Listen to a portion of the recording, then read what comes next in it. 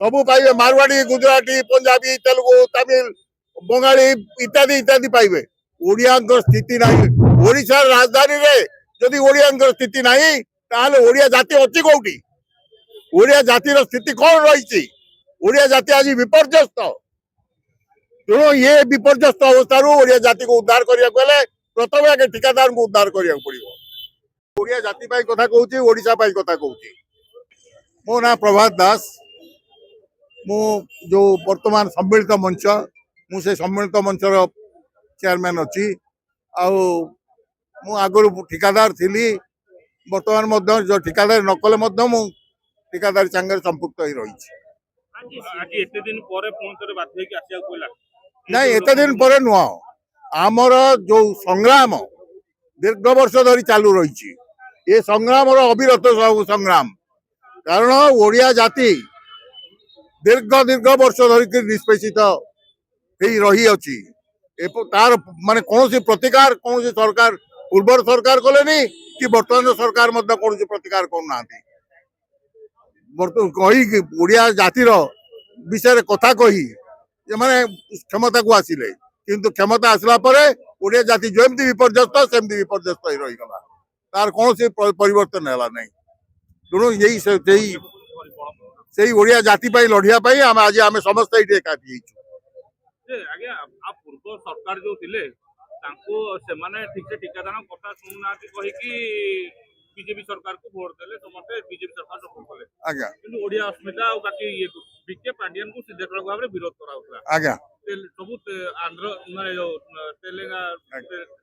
तमिलनाडु रो contractor सब नै जाउछन बोले वर्तमान कोन हैला ओडिया अस्मिता ओडिया कॉन्ट्रैक्टर को मिलिया कथा पुणी ताले कुआडे पळौची सब कॉन्ट्रैक्ट ये देखो आज्ञा आपण बोधे देखिथे वर्षक तले थे मुख्यमंत्री संगे मोर ए विषय जुक्ति तर्क होता दृढ़ भाव जुक्ति तर्क है मो मुख्यमंत्री से कहली मुझे आज्ञा खाली बसिक बुलिले आपण किसी कार्य हेनी जदि किसी करार अच्छी ओडिया जाति करूँ आडिया जातिर जो सर्वश्रेष्ठ परिचायक होती ओडिशा ठिकादार कारण ओडिया जाति हाथ में ना अच्छी खणी इटी शह शह खणी अच्छी ओडिया जाति हाथ में खणी ना ये शिल्प अच्छी ओडिया जाति हाथ में शिल्प ना ओडिया जाति हाथ में अन्य कौन आर्थिक व्यवस्था ना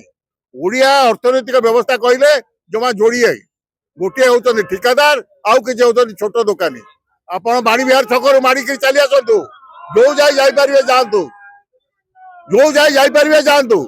गोटे आप बड़ दुकान ओडिया पाइबे सबू पाइबे मारवाड़ी गुजराती पंजाबी तेलुगु तमिल बंगाली इत्यादि इत्यादि पाइबे ओडिया स्थिति नहीं ओडिशा राजधानी रे जदि ओडिया स्थिति नहीं ताहले ओडिया जाति अच्छी कोठी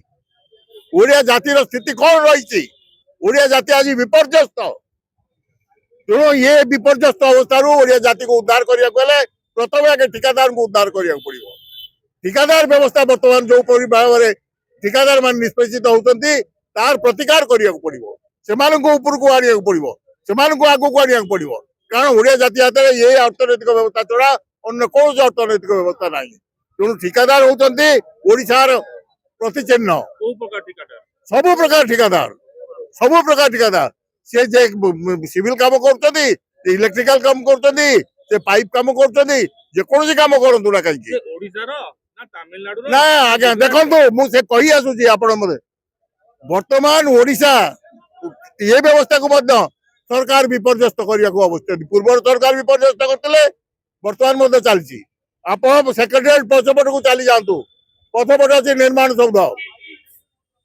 सौध जोटा कि ओडिशा ठिकादार कर 800 टका 1400 टका स्क्वायर फुट रे तारी सामना रही खराबल भवन